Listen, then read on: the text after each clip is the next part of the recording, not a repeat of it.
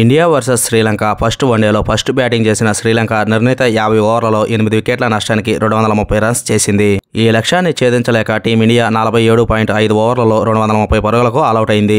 దీంతో భారత్ శ్రీలంక మధ్య జరిగిన ఫస్ట్ వన్డే మ్యాచ్ టైగా ముగిసింది. ఇదే మ్యాచ్లో హిట్ మ్యాన్ రోహిత్ శర్మ ఆకట్టుకునే బ్యాటింగ్ను ప్రదర్శించి ప్రత్యేక రికార్డ్ క్రియేట్ చేశాడు. శ్రీలంకతో జరిగిన తొలి వన్డేలో ఆకట్టుకునే హాఫ్ సెంచరీతో టీమిండియా కెప్టెన్ రోహిత్ శర్మ ప్రత్యేక రికార్డును లిఖించాడు.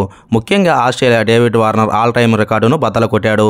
ఈ మ్యాచ్లో ఓపెనర్గా బరిలోకి దిగిన రోహిత్ శర్మ 47 బాల్స్లో 3 సిక్సర్లు 7 ఫోర్లతో 58 రన్స్ చేశాడు. ఈ 58 రన్స్తో అంతర్జాతీయ క్రికెట్లో ఓపెనర్గా 15,000 రన్స్ను చేసిన 10వ బ్యాట్స్మన్గా రోహిత్ శర్మ నిలిచాడు. ముఖ్యంగా ఓపెనర్గా ఫాస్ట్గా 15,000 రన్స్ను పూర్తి చేసిన ప్రపంచంలోనే సెకండ్ బ్యాట్స్మన్గా రోహిత్ శర్మ నిలిచాడు. గతంలో ఈ record Australia opener David Warner పేరు మీద ఉండేది. ఆస్ట్రేలియా తరపున వన్డే, టీ20 టెస్టుల్లో ఓపెనర్గా చెలరేగిన డేవిడ్ వార్నర్ 15,000 రన్స్ను పూర్తి చేసేందుకు 361 ఇన్నింగ్స్లు పట్టాయి. దీంతో డేవిడ్ వార్నర్ అత్యంత వేగంగా 15,000 రన్స్ చేసిన ప్రపంచంలో రెండవ ఓపెనర్గా నిలిచాడు.